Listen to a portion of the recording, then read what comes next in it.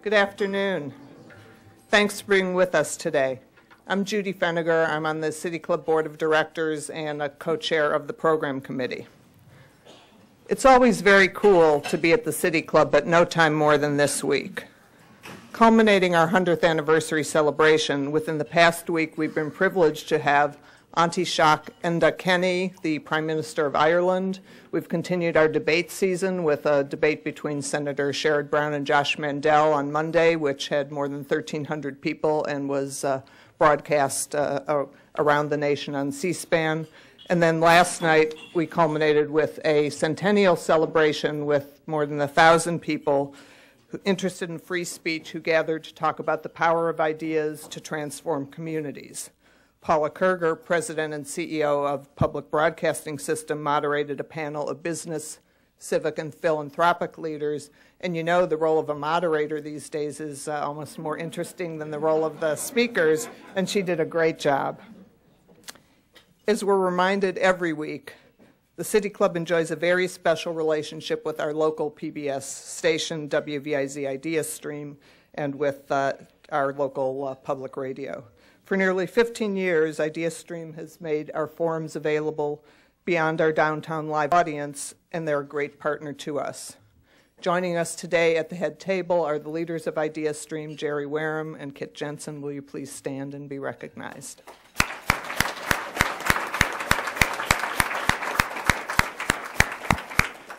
They're great friends to the City Club, and they're great friends to our community.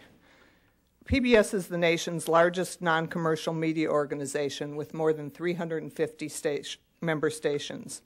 Ms. Kerger joined as its 6th president and chief executive in March 2006 and has made particularly strong commitments to the arts, news and public affairs, high-quality content for education, diversity, and the use of new technology. For the 2010-2011 PBS program season, we're honored with 14 Primetime Emmys and literally too many other awards to mention. The list ran a paragraph long. It's really magnificent. Under her leadership, PBS has developed innovative digital partnerships with such companies as iTunes, YouTube, Netflix, Microsoft's Xbox, Amazon, and Hulu. So when we talk about today's media and the convergence, that's all really important. She's a director of the International Academy of Television Arts and Sciences, a member of the boards of the Smithsonian Institution's National Museum of Natural History and the Elizabeth Glaser Pediatric AIDS Foundation. Please join me in welcoming Paula Kerger.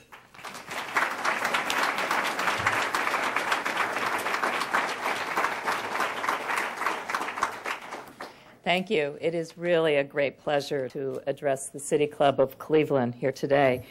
And I'm particularly honored to be part of both the close of the first 100 years of the City Club and the beginning of the second 100 years. This is really such an important moment for this institution, which has truly served as a stage and as being an important place in American history as the longest-running free speech forum in this country.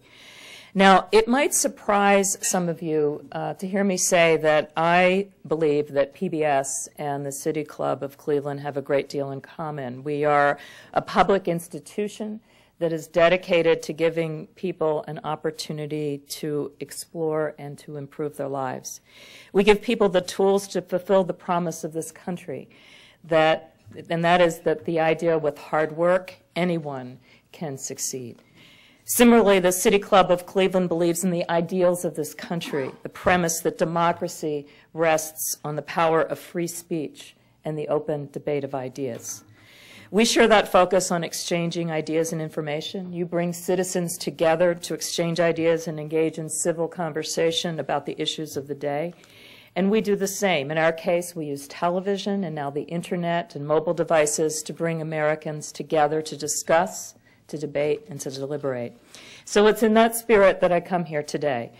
This afternoon, I want to discuss an issue that's important to this country and to communities across the United States, and that's the role of public broadcasting as we move into this new media landscape. One thing is certain, we live in an entirely different world than when public television was created. Just look at the ways that people consume media. Viewers are no longer tethered to a broadcast schedule, but instead expect their television content to be accessible on demand, whether that's through DVRs or the internet. Television content itself has undergone a profound transformation as well. You know, when public television was founded, there was no such thing as reality TV. Last year, it accounted for about 56% of broadcast schedules. However, though much has changed, many things have stayed the same. In terms of reaching the American public, television is still the biggest stage, and our public media stations are at the forefront of that reach. In addition to Jerry and Kit being here, I'm glad that Trina Cutter is here as well. She is the general manager of our station in Kent. According to the most recent data from Nielsen, the average American viewer watches nearly 147 hours of television per month. That's up slightly year over year. Just think about that, 147 hours. If you do your math, that's about a third of one's waking time. And within that, I'm not saying that's a good thing, by the way. And within that media landscape, PBS continues to be a relevant and vital part of our communities. We're unique in our service to children, adults, and communities nationwide, fulfilling a vital role in our media landscape. So although our work has evolved, we remain committed to serving all Americans with our content. So let me start by talking a little bit about our work with children. Education is really in public television's DNA. We were founded expressly to take advantage of the enormous power of television in education. In 1952, the FCC set aside 242 television stations for non-commercial educational television. And in 1967, a system was put into place to provide federal funding and support for public broadcasting in our country. That's when PBS actually became an institution and we became a national presence. President Johnson signed the Public Broadcasting Act, which formalized the network of educational stations. And it created PBS as a central clearinghouse to help aggregate and distribute programming. So 40-some years later, television remains one of the most powerful ways to reach children. Because we have member stations across the country, we are accessible in literally every home, in every community across America. You don't need a cable subscription or broadband connection to access our shows. In the course of a year, more than 80% of children between the ages of 2 to 8 watch PBS. That's 4 out of 5 children. And that great reach, I think, gives us a responsibility to offer high-quality educational content for all children, but especially for those children who will never see the inside of a pre-K classroom. You know, research shows that the most critical period in a child's life are the years before the age of 5. That's when children learn how to learn. That's when their academic, emotional, and social skills take place. That's why for us it is so important that we are accessible to all children, and particularly for children that live in homes that may not have communities, that may not even have books, but where television is a possibility. New statistics from the Annie E. Casey Foundation show that almost 40% of children between the ages of 3 and 5 don't attend nursery school, preschool, or kindergarten. And additional research shows that children who start behind stay behind. Specifically, young people who never go to preschool are more likely to be placed in special education classes, are more likely to drop out of high school, and are more likely to become involved with juvenile crime. As an organization, we are uniquely able to address this need using the power of television. No other organization has the institutional ties, the knowledge, or the experience to carry out this work. We have partnered with the U.S. Department of Education. We began that work about 5 years ago, and we tied our television shows to curriculum standards and worked with educators and experts to create programs that could measurably improve literacy rates in kids. Recent research by both our organizations and the U.S. government shows that children who interact with public media make significant gains in literacy. According to this study, G is for growing, children who watch Sesame Street in preschool spend more time reading for fun in high school, and they attain higher grades in English, math, and science. Right now, we're focused on meeting a need that no one else in the early education landscape is addressing, and that is the need to give kids the social, emotional skills that they need to succeed in school, but also in life. Now, when I say social emotional skills, I'm not talking about ABCs or 1, 2, 3s. I'm talking about the skills and behaviors that lay the foundation for success in academic subjects like persistence, self-control, and managing feelings. Now, years ago, Fred Rogers developed his whole philosophy for Mr. Rogers' Neighborhood around the idea that social emotional skills are the foundation for success. Since then, a growing body of research has confirmed what Fred knew all along, that these skills are the most important predictor of success in school. So now at PBS Kids, we've taken Fred's curriculum and developed new tips and tools for today's kids and parents to help them build these skills. And we've done that by creating a brand new show, Daniel Tiger's Neighborhood. It's the first program produced by Fred Rogers' company since Mr. Rogers' Neighborhood. This program joins programs like Super Y, Dinosaur Train, Curious George, The Cat in the Hat, knows a lot about that, and of course Sesame Street, as part of the whole child curriculum, an educational ecosystem designed to meet the needs of children today. And I have to tell you, I just learned yesterday that Daniel Tiger's Neighborhood, which launched in September, is now the 5th most watched program on television, which means of the top 10 shows for young children, we have 6. That's pretty good, I'd say. At PBS Kids, we believe that you can't focus on just one element of early learning, and that in order to best serve children, we have to provide opportunities across all possible areas, whether they're cognitive, social, emotional, physical, or like most of our series, a seamless integrated combination of all of those things. But beyond our unique focus on educational television, we also work very hard to earn a parent's trust, which I think is part of the reason why we're able to reach so many children. According to an ORC online caravan survey, a strong majority of Americans, 62%, named PBS Kids the most educational TV media brand. The second most highly rated, by the way, was Disney, which was considered most educational by 13% of those polled. We recognize we have a great responsibility here, and while television is our most important tool, we are expanding in other ways in order to carry out our mission as the media landscape evolves. Thanks to some support from the Department of Education, we've built a variety of partnerships to create, distribute, and evaluate content across all media platforms. With these partners, we focused on building math and literacy skills for kids 2 to 8, along with resources that equip both parents and teachers with the tools to be well-informed mediators of the media. Just like in the broadcast space, we want to ensure that all children have access to these powerful tools, regardless of their income or background. You know, recent research has shown that access to computers, smartphones, and tablets is much less prevalent in lower-income households, limiting children's exposure to some of that content. So in order to address this app gap, PBS and the Corporation for Public Broadcasting are providing free educational apps to Head Start centers and through Head Start parents, local PBS stations, and other organizations who serve underserved communities across the country. Now, of course, our service to children, to families, does not stop with children. Our mission is to educate, engage, and inspire all Americans. And so at a time when funding for music and arts within our schools is being cut, PBS is helping to keep the arts alive today and for generations to come by ensuring that the worlds of music, theater, dance, and art remain accessible to all. For many Americans, and not just children, PBS is their only opportunity to see a Broadway show, visit a national park, or have a front row seat at a popular music concert. Last year, our stations offered more than 500 hours of arts and cultural programming, which were watched by more than 94 million Americans.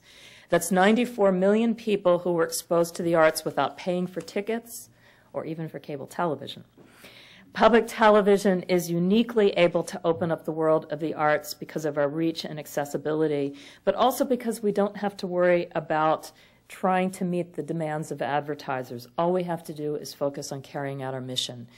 And so that translates, I think, into real service for people across the country. When Hugh Jackman starred in Rodgers and Hammerstein's Oklahoma on stage, he performed to sold-out audiences on Broadway. When PBS stations aired the production on great performances, 6 million Americans had a front row seat. Now, only a few hundred people can fit into one of the most famous clubs in Austin, Texas, but Austin City Limits showcases popular music, legends, and innovators from every genre, allowing more than 500,000 Americans a week to regularly experience the music of Austin that exemplifies the trailblazing artistic excellence of American performers. In fact, President George W. Bush awarded Austin City Limits the National Medal of Arts in 2003. It's the only time, in fact, that a television show has been given that honor. But we're more than the arts. We also open up new worlds and new ideas for everyone. We offer programming for a wide range of ages, interests, and genres. Each month, 123 million people explore the worlds of science, history, culture, great literature, and public affairs through our trusted content. That translates into new vistas for people, literally. Now, I mentioned the national parks a minute ago. 10 million more people visited the nation's national parks in 2009, the year that Ken Burns' The National Parks, America's Best Idea premiered. The National Park Service cited the film in its announcement of the increase as part of the reason why more Americans felt inspired to explore that great asset that belongs to all of us. Over 3 million Americans experience the power and wonder of the natural world through a weekly episode of Nature on PBS, more than the total number of visitors to all the accredited zoos, aquariums in the country in a given year. Less than 1% of Americans have ever taken an astronomy course, but 3 million travel the galaxies and other wonders of the universe each week with NOVA. But I don't think that statistics tell the story as well as one person's journey. When public television's funding came under fire earlier this month, you were wondering when I was going to get to that, weren't you? Many people came out of the woodwork to acclaim what public broadcasting meant to them. One of the most personal and poignant testimonials came from Charles Blow in an op-ed for the New York Times. Let me share his story with you. He writes, "It's almost impossible to overstate how instrumental PBS has been in my development and instruction. When I was preparing for college and took the ACT, there were harder reading passages toward the back of the test. Many had scientific themes we hadn't covered at my tiny high school in my rural town. But I could follow the passage's meaning because I had watched innumerable nature shows on PBS.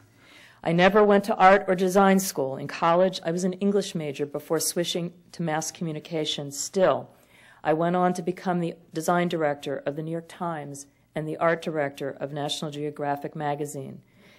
That was in part because I had a natural gift for it, but it was also because I had spent endless hours watching art programs on PBS. I honestly don't know where I would be in the world without PBS. There are millions of people like Charles out there whose lives have been irrevocably changed by public broadcasting. But the magic and the power of television is that we're able to do this in aggregate because PBS is watched by over 90% of all Americans. We are able to change lives on a broad scale.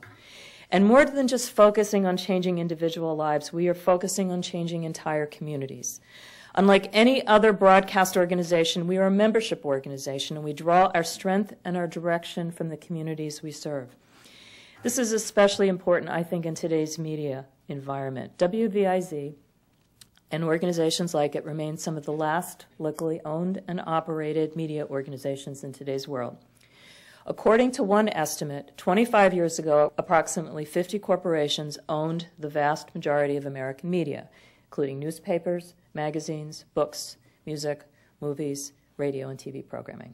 Today, that number has been essentially reduced to 5. Comcast, which bought NBC and Universal Studios, Disney, News Corp, Time Warner, and Viacom. We can count on one hand the number of companies that control virtually everything we see, hear, and read, which is why public television stations, including here in Cleveland, WVIZ, IdeaStream, and local public media organizations like it are so special, but also so essential to our democracy, because your public station is not owned by a corporation, it is owned by you. It reflects the people of this community, it reflects your values, and it works each and every day to meet your needs. I think that matters, especially when it comes to providing you with news and analysis in context that you need to be informed citizens. Because of this powerful national local model of all public broadcasting, we're able to leverage the transformative power of our national content and translate that into real change within communities. through programs like our Ready to Learn, which is focused on our youngest students, and American Graduate, which is focused on helping to make sure that more kids graduate from high school. Our stations can leverage resources created at the national level to help make a real difference in the lives of families across the country. And we're able to make connections between our national content and local communities. Last year, our PBS Arts Festival included Women Who Rock, profiling the leading women in rock and roll. Now, you wonder where that came from. That idea actually came from a trip that I made to Cleveland, and I sat down for dinner with my dear friend Jerry here, with Terry Stewart, with Joel Parisman, and we left that meal deciding that we had to come up with a project that we would create together. Now, here's the really neat thing about this project. So it was a great documentary. It's tied into a wonderful exhibit, which actually happens to be now in Washington, D.C. But we, as part of the project, we asked WVIZ to create a short documentary, which we aired alongside Women Who Rock, that talked about the arts here in Cleveland and the extraordinary investment that this community has made in the arts and how it has been a part of the development of downtown and how it has been part of an economic driver for this community. I think it was an extraordinarily powerful story. It is a story I know that you're proud of here in the city, but it is a story that I know that communities across this country are interested to hear about and to learn about, as cities in other parts of this great country are also wrestling with some of the same challenges that you're wrestling with here in Cleveland. I thought it was really extraordinary. Our station in Seattle, KCTS, did a short film that partnered with a film that we broadcast on the 20th anniversary of the rock band Pearl Jam. Their documentary focused on the music of Seattle and why it is as distinctive as it is. I thought I knew a lot about music. I learned a lot through that partnership and what they brought to us. In Nevada, our PBS station highlighted in the arts in their community and then did a series of small documentaries that they knit together that in fact was nominated for 2 Emmy Awards that profiled the richness of the arts in Vegas. You see, the arts in Vegas is not just about the Strip. So I think our work in communities really is very exciting, and I think it is, in fact, the most powerful part of what we do. And when I look at what you actually have here in public media in Cleveland through Idea Stream, through the partnership between Kit and Jerry, and how they have brought together radio and television and their space here in bringing other organizations into their facility as part of the downtown redevelopment, I think it's truly exciting. And when you look at the services that they're providing and the reach that they have and the potential that they can make a true difference, I think is truly extraordinary. And as I said a moment ago, what they're doing is in fact a model for the rest of the country. They were ahead of all of our other stations in really trying to figure out how you can bring together the power of these media organizations into something that has great reach. But stations around the country have been looking at other ideas. In Georgia, our public broadcasting service there has started a multimedia project to promote healthy lifestyles for all Georgians. In Alaska, they've created where geographic space is a huge issue to have the kind of dialogue about statewide issues. They've created a virtual town square online to encourage all Alaskans to be part of civil discourse. 2 weeks ago, I was in Tacoma, Washington, and met with the head of the Housing Authority and the assistant superintendent of schools and the principal of an elementary school where the school's population, half of the school's population come from homeless families. Half of the kids in the school do not have homes.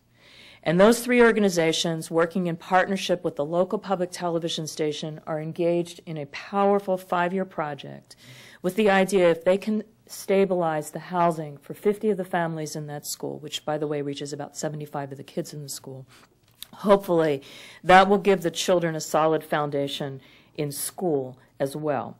They believe that by impacting such a large number of kids within the school that it'll have a ripple effect. Our public television station obviously has a lot of content to share with the project, but they are also there. And it's interesting because just 1 year into the project, the principal told me that for the very first time that school has a PTA.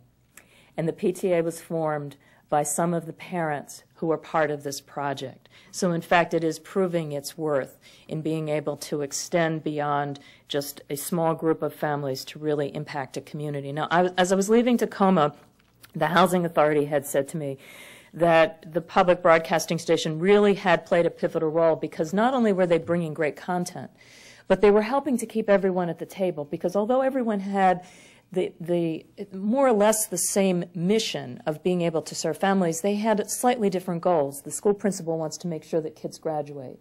The Housing Authority wants to make sure that these families end up in permanent housing. They're complementary, but they're not exactly the same goal. And if you've ever worked on a project where you've brought together multiple stakeholders, you know, I'm looking at two people, it's not always so easy.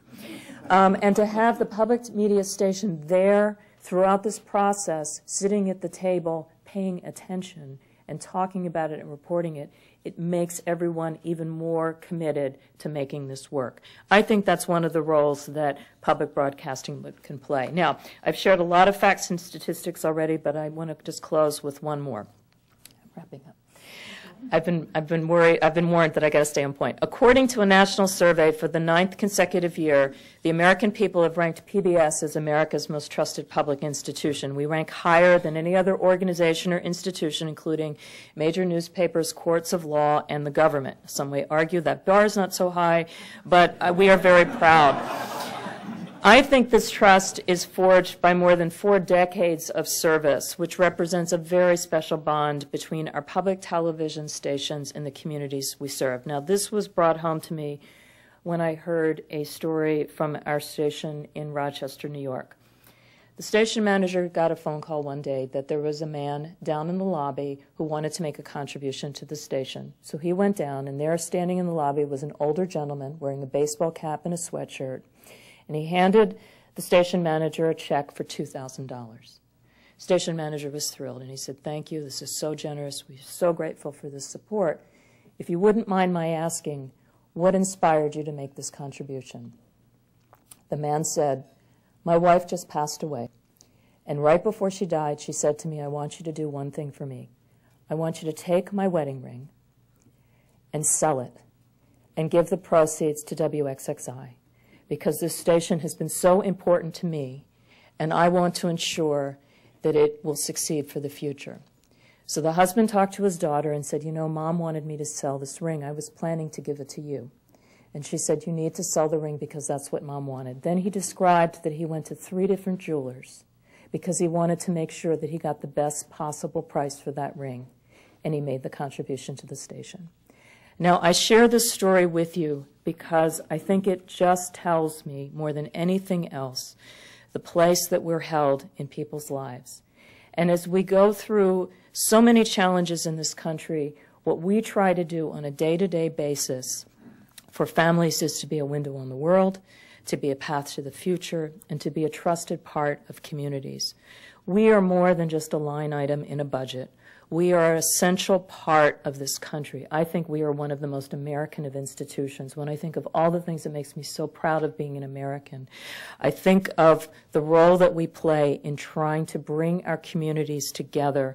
And that's why I am very confident about the future for public broadcasting, because every time we've had difficulties, in fact, when we were created because groups around this country rose up and felt that something as powerful as television could be used as more as an entertainment device, but truly could be used as a forum for discussion, as a source of education, and when we do our job absolutely right, also a source of inspiration. And so it's with that public-private partnership that we've been able to accomplish everything that we have over the past 40, 50 years. And we look forward with great enthusiasm of the services that we can provide for the next 50 to come. And so with that, I thank you again for letting me be part of this extraordinary celebration of 100 great years of the Cleveland City Club and the next 100 years of discourse that will not only impact this community, but the many others around the country who watch and listen to this broadcast through public radio and through web streaming. And with that, I say thank you.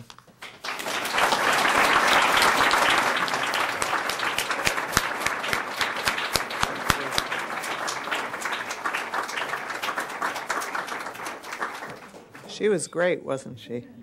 We knew that. We'll return to our speaker momentarily for the traditional City Club questions and answers. Please formulate yours now and remember that they should be in the form of a question, brief, and to the point. We welcome all of you here today and those listening to 90.3 WCPM Idea Stream, WCLV, WTAM, or one of the many radio stations across the country. Our television broadcast partner is WVIZ PBS Idea Stream. Television broadcasts of the City Club are made possible by Cleveland State University and PNC. Our live webcast is supported by the University of Akron, and closed captioning of our programs is made possible by the Nordson Corporation. Today we welcome guests at tables hosted by IdeaStream and by the Turkish American Society of Ohio. Thank you for your support. We'd also like to welcome students from Holy Name and Cuyahoga Falls High Schools. Here part of our City Club student program, and their attendance is made possible by a gift from the Jeffrey David Epstein Student Memorial Fund. Could you please stand to be recognized?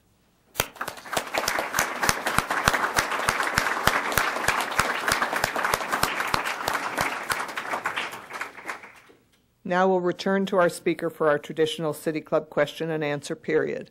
We welcome questions from everyone, including guests.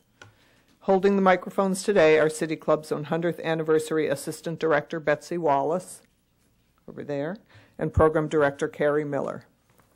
Could you join me? And first question, please.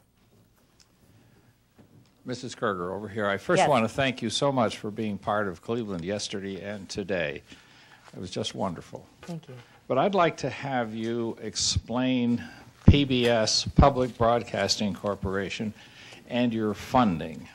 So that when I listen to a candidate for president threaten to cut off funding from the federal government, I have some idea as to what that risk really is. Okay. So I remember when I took the job as president of PBS, and I'd spent 13 years before that at our station in New York, WNET, people said to me, wow, you're going to be running this great big television network. And I said, no, actually, we're the exact opposite of a television network. We have 179 licensees, and I don't run them, they run me. We were created as really the organization to help our local stations. We were created by the stations to help them achieve at scale what an individual station could not do on its own. So an individual station would not be able to produce a Sesame Street and a NewsHour and a Charlie Rose and a Nova and a Nature and a Masterpiece. But that if all the stations pooled their resources, we could actually not only produce all of this great programming, but we could share with each other, because that's where our programming comes from, is from our member stations, through this interconnected network that we manage. So the way that our funding works is a little bit complicated, so just bear with me for a second. So there is a federal appropriation that comes in through the Corporation for Public Broadcasting, which is sort of a quasi-governmental agency whose sole responsibility is to ensure that those funds are passed on to stations, that stations meet certain standards of operation. And it represents the federal appropriation about 15% of the funding for public television stations across the country. But that's an aggregate number. So in the case of WVIZ, in terms of their operating costs, it's probably about 9% of their funding. In parts of the country, it's probably closer to 60 or 70%, particularly in rural areas where the stations are serving wide geographic areas without perhaps not as many people that could support the station through generous philanthropic gifts. And in fact, the system was set up that way so that one of the underlying premises of public broadcasting is universal access. So whether you live in Peoria or whether you live in Cleveland or whether you live in Bethel, Alaska, you have access to the same programs and basically the same types of services. So what is the issue about federal funding? So there are some that sees that 15% number and say, you know, if you guys were just more efficient, you could suck up that 15%, you'd be just fine. Well, I would venture to say that for a lot of companies, if you suddenly lost 15% of your revenue, it would not be so easy, but you would probably, in fact, figure something out. You would have to make hard choices, and you would clearly change some of your business, but you would not fall off the cliff. However, if you were a station where 50 or 60 or even 30% of your funding suddenly went away, particularly during this era of very difficult economic times, those stations will certainly go dark. The Corporation for Public Broadcasting last year, after being requested by Congress to look at alternative funds, created a report, which I could share with you, is about this thick. They brought in an outside company because they wanted an impartial look. So they brought in the company, Booz Company, to come in and look at all of the different possibilities for public broadcasting. And they came to the conclusion, which is the same conclusion that the Office of Management and Budget came to several years prior to that, is that there is no real replacement for the federal appropriation. Could we raise some additional money? Yes. But could we replace the federal appropriation? No. And so for the consequence then of this whole debate about public broadcasting is that we estimate, by looking at the finances of our public television stations, about a third would go off the air. And it would leave big parts of the country without access to public television content. So that's part of the risk. So what we're really talking about is not money going to some organization inside the Beltway. We're talking about money going to community stations affecting communities around the country. I would say the other thing is that when we were created, there was a lot of debate about funding for public media. And if you look at some of the other great broadcasters around the world, the BBC is probably the one that most people think about when one thinks about public broadcasting. The majority of the BBC's funding actually comes from governmental support. And so we were deliberately set up on a very different model. In fact, if you look at all those sort of democratic countries, we're sort of at the bottom in terms of public investment in public media. But it was thought that because this was a country that was built with such a strong philanthropic tradition, and because so many of our stations were built on that tradition, that this kind of public-private partnership would really be effective. And so for every dollar that, that we get from the federal government, we multiply that, multiple times, 6 times.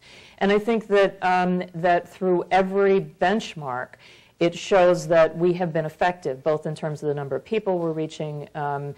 You were very kind to talk about all of the awards that we receive every year. In fact, it was ironic. The same week of the debate, we won a record number of Emmys for our news and documentaries, more than any other broadcast or cable organization. So I know that we're valued. I hear it from people across the country. We've been recognized by our peers. We have a significant audience. But we also know, and I would never stand here and say, look, whatever's going on in the country, we're exempt. We don't live in a bubble. We know these are tough times. In fact, our funding's already been cut by 13%. So we feel that, yes, we need to be part of the solution of what is going on in this country along with everyone else. We just don't think that we should be wiped out. Yes, sir. Hi, I heard you mention the local stations. How much control do you give to them in the programming rather than having the national control?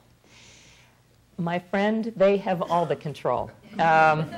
It's their license, and so they control and they make the ultimate decision what goes on their air. And so, and part of what makes this such an interesting and frankly inspiring job is that we work together with our stations to figure out sort of a common direction and a common sense of purpose. So we spend a lot of time, unlike any other media organization, we work with wonderfully creative people and we try to find the best programs, but then we work with our stations to talk to them about what it is that we're producing and what we're thinking about, and then they trust us to deliver a schedule of programs. But then every year they grade us on how they believe we have done. And we take their feedback and then fold it into the next year. I work with a team, many of whom come within public television, but some have come from outside. My chief operating officer came out of the corporate world. And the first year that we went through our budget process together, I think he thought that he had landed on another planet because he had never seen this kind of collaboration and discussions. But it works because what makes the public television system so powerful is that we truly do factor in the feedback from stations across the country to try to figure out what our direction should be and what are the kinds of things that we should focus on and what people are hearing at the local level, so that truly we are part of the communities that we serve. We really are a public organization. And so it is not always the easiest way to produce programs, but it has turned out to be, for us, I think, what has made us unique and different from everyone else. It was a good question. Hi.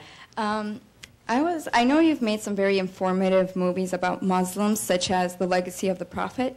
I was wondering what kind of reactions you received from the public on those movies, positive, negative? Yeah, we are interested in and I touched on this a little bit. We have produced programs that have been historical. We have tried to produce programs that look at religion from many different perspectives, including a project that we produced and broadcast this past summer as part of our arts festival on art. And I think that for the most part, we get not only good feedback, but from our stations in particular, who I am most focused on. I think that many of the programs that we've produced, particularly in recent years, about various issues, created community opportunities for community forums and discussions.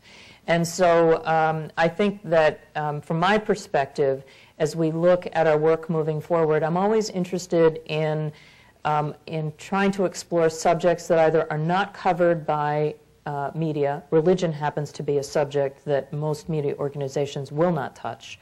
Or when they do talk about religion, it's done in sensationalist terms. And so I think that the way as a country we are going to survive is if we understand one another. And I think that being able to create not only programs that reach a wide audience, but to also create opportunities for our stations to have their own forums, I think has been quite powerful for us. First, I'd like to commend your persistent self-control in managing your feelings. My question has to do with how PBS relates to those 5 other commercial entities. Mm-hmm. And you had mentioned these shows that are supposedly realism and all of that. But has PBS looked into actually creating, producing, delivering, selling product to the commercial stations in order to bolster their bottom line? Yeah. So I think that, and I touched on this very briefly at the end of the panel last night. I think that the future for many types of organizations, and certainly for us in public media, is partnerships. And I think you can see it very clearly in some of the work we've done in journalism. Now, again, I'm not a network, so I don't have a news division. What I do have are very powerful programs that are produced independently. So the NewsHour and Frontline, which are our 2 signature programs dealing with news and public affairs. In the case of NewsHour, nightly news, in the case of which it attempts to put into context, and in the case of Frontline, investigative journalism. They're totally separate journalistic organizations, and historically never really worked that closely together. Public television, public radio, historically have not done a lot together. They've been separate editorial organizations. Public radio has made an enormous investment in news reporting around the world, and it's an infrastructure and an expertise that public television could benefit from. So in the last few years, driven in part by the economy, but also driven because of the changing media landscape, so you no longer have to send a full camera crew to capture an interview. You can send someone with a flip camera that has access to broadband that can download it. You know, it gives you the flexibility to do so much more. We've been able to really build partnerships, so between television and radio, between our own organizations, NewsHour and Frontline, and now with separate organizations. We worked with print journalists. We did actually award-winning documentary out of Frontline in partnership with the Times-Picayune on the police violence after Katrina. We did some very powerful, a powerful piece on the coroner system in this country in partnership with Knight Ridder newspaper and with ProPublica, which is a media organization that was created. So I think that there's opportunities to not only to produce efficiently, so obviously if you have new partners, that gives you an opportunity to make the dollar go for it, but frankly I think it improves the journalism. So if you're going to do a story on New Orleans, you should be working with the reporters who understand that community at such a profound level that they can inform the storytelling in a way that I think is enriching for everyone. That extends beyond.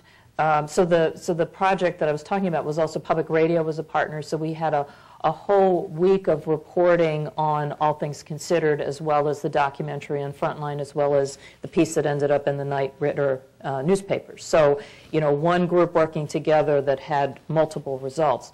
In the case of broader programming, we do work with commercial partners, and I would never for a moment want to imply that the only good television on television is public television. I assume that everyone in this room watches other things besides WVIZ, though after seeing all the political ads, WVIZ is looking really good right now. But I think that there is really good television. Right now, I believe we're in a great era of very strong scripted drama on television. And I do believe that, with series like Homeland, which is an extraordinarily well-written, well-produced, well-acted series, that is something I would have been proud to have had on public television. It's great work. So we have, we did a project in partnership with HBO last year. They have a series that some of you may watch called Boardwalk Empire. We had a series last year called Prohibition that was produced by Ken Burns. We did a joint press conference with the two series together, and so I think that there is interest in overlap between quality programming. Our partner with Downton Abbey is NBC Universal. They actually bought the production company that we worked with in the UK, and so we do partner with commercial entities, not so much to make money, but certainly in terms of being able to develop content. We have most of the drama we've produced over the years have been partnerships with other public broadcasters, but it doesn't always have to be. It could be commercial broadcasters too. And if we can leverage some of their investment to extend ours, and in the case of Downton Abbey wouldn't quite work on NBC. But it works beautifully on public television. That's where the audience is, I think. Ms. Kerger, as the producer of 6 of the top 10 shows for kids on TV, I think this is going to be a fair question for you. And it addresses the language, maybe even the conceptual framework that you use in thinking about programming for children. Specifically, I was caught by your reference to social and emotional skills, and this is a good segue to the last question, which you beautifully answered, by the way. And it is to say there's increasing recognition, I think, in the psychological community that there are many forms of intelligence. These aren't really just life skills. Right. They're whole ways of thinking and grasping the world and growing. And I would ask specifically if that notion that you're helping children develop whole ways of relating to life and the world, different forms of intelligence, informs your shaping of programs and programming. Yeah. We, the reason, again, that we're different than I think everyone else, and I always talk about the difference between commercial media and public media, because one is not good and one is not bad. We're just different, that's all. And so you may not like everything you see on commercial television, but I bet that there's stuff that you see that you do like. And you may not like everything that you see on public television, but there are programs that I think may be of interest and appeal to you. We're in different businesses, that's all. So I think if you're in commercial television, it is a business and you have certain objectives and obligations, and when you're working in public media, our obligation is not the same return to a shareholder as it is ensuring that you are meeting the needs of individuals and communities. So in the case of our work with children, we work with experts that help us shape the content and the materials so that we are coming to the programming work with shows that obviously appeal to children, because children do control remotes, and they certainly control mouses at very young ages. So if they don't like it, it's got to be really engaging and entertaining. So, but the curriculum basis for all of it, and actually how kids relate to the content, is something that we work with a lot of child care experts. We have panels that consult with us. The woman that produces one of our most popular shows, Super Y, produced the show Blue's Clues for another network, and Super Y was actually her master's thesis when she was at Teachers College. And so she took some of what she had learned in commercial children's television and some of what she had learned, and we focus group some of the work so that not just so that we figure out whether kids are watching, but also what are they taking away from the program. So are they actually learning skills, or are they just having a good time and, you know, running around the room? Because if you've watched any of those programs, you know that she encourages kids to actually get up and physically be involved while they're watching the shows as well. So not really the shows you want if you want your child to sit very quietly on the sofa while you're making dinner. I think that we're spending a lot of time, the folks at Sesame Street, Sesame Workshop helped create the Joan Cooney Institute to try to understand some of the questions that you're asking about how people learn and how that is informing how we develop out the content that we build. It's very much factored into television programming, in some respects even more so in some of the work we've done online, because that's interactive, and I think that gives us an opportunity to not only build out work, but in online, we've created through our PBS Kids Island project, and I haven't even given you the statistics. Our kids' work is completely off the charts online. We're averaging more than 100 million streams a month in kids' content online. We are the #1 destination for kids online. And part of it is because we've integrated video and games, so the kids think they're just playing fun games with the characters that they love, but really they're learning as they go through the process. But because it's interactive and because it's on an online platform, you can actually track what they're learning through that process so that parents can then go online and get a little bit of a summary as to what their kids are learning and then what skill areas they need to increase.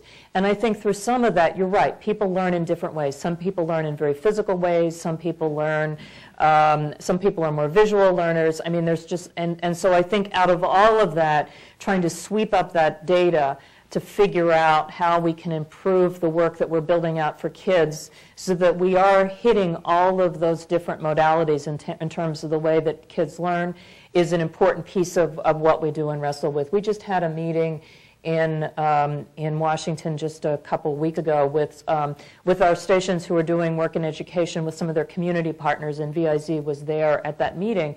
And we also then are trying to share what we're learning from across the country so that we're also looking at what kinds of projects seem to be working and how that's affecting kids' ability to master basic skills. Because at the end of the day, for us, it is, and again, this is why I separate us out from the commercial marketplace. Our goal at the end of the day is not just to have the most kids watching, though I'm happy when the most kids watch because they're learning. But that's not the goal. Our goal is to create content that actually helps kids master skills so that when they walk into the classroom, they have a better chance of succeeding. So that's actually how we're trying to gauge our success. And everything that we enter into, we try to envision. Okay, so what is success going to look like for this project? For all the work we do with kids, that's our goal. And so the only way you can do that, you can't research everything. You can't go deep on every single project that we're doing. But if we can try to take samples in some of the work that we're doing and see if in fact we're moving the needle, then that helps us quantify whether we're really making a difference or not.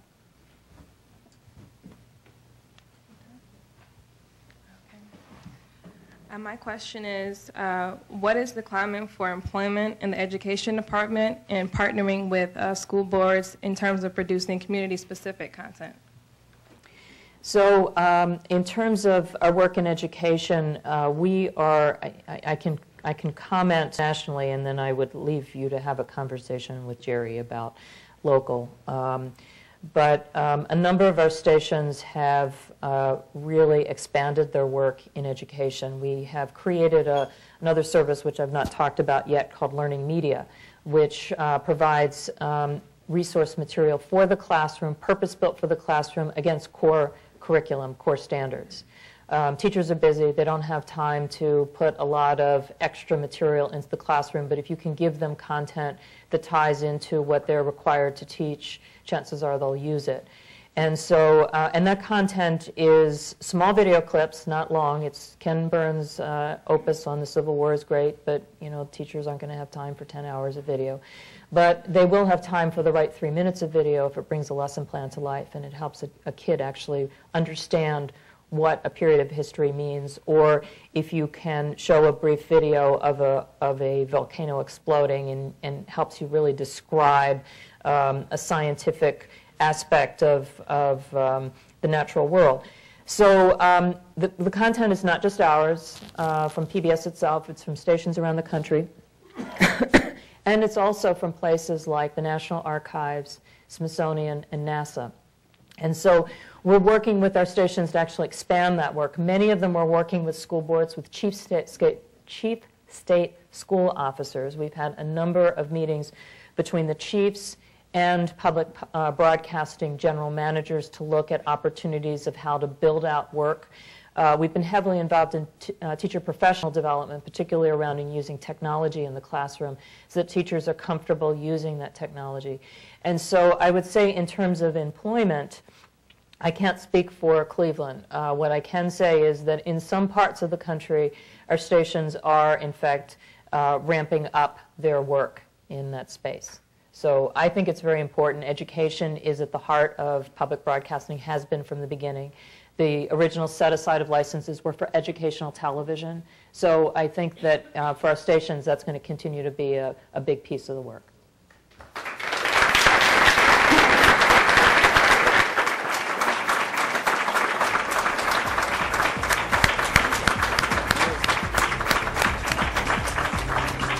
Today at the City Club of Cleveland, we've been listening to a Friday forum featuring Paula Kerger, President and CEO of PBS. Thank you, Ms. Kerger. Thank you, ladies and gentlemen. This forum is now adjourned. For information on upcoming speakers or for podcasts of the City Club, go to cityclub.org.